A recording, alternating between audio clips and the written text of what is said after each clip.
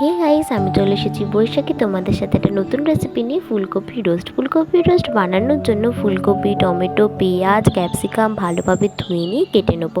তারপরে কড়াইয়ের মধ্যে দিয়ে দেবো সাদা তেল গরম করার জন্য। তেলটা গরম হয়ে গেলে পরিমাণ মতো নুন দিয়ে ফুলকপিটাকে ভালোভাবে ফ্রাই করে নেবো। ফ্রাই হয়ে যাওয়ার পরে ওই তেলের মধ্যেই ক্যাপসিকাম, টমেটো দিয়ে ভালোভাবে ফ্রাই করে নেবো।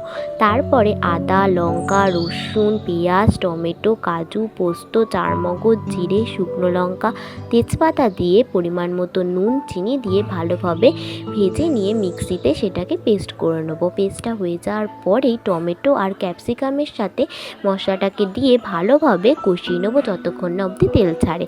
তারপর কষিয়ে নিয়ে পরিমাণ মতো জল দিয়ে কাসুরি মেথি দিয়ে গরম মশলা ছড়িয়ে দিয়ে নামিয়ে নেবো। গরম গরম ভাতের সাথে সার্ভ করব। এরকমই নতুন নতুন ভিডিও দেখতে হলে আমার চ্যানেলটাকে সাবস্ক্রাইব করো। ভিডিওটা ভালো লাগলে লাইক করে দিও। সবাইকে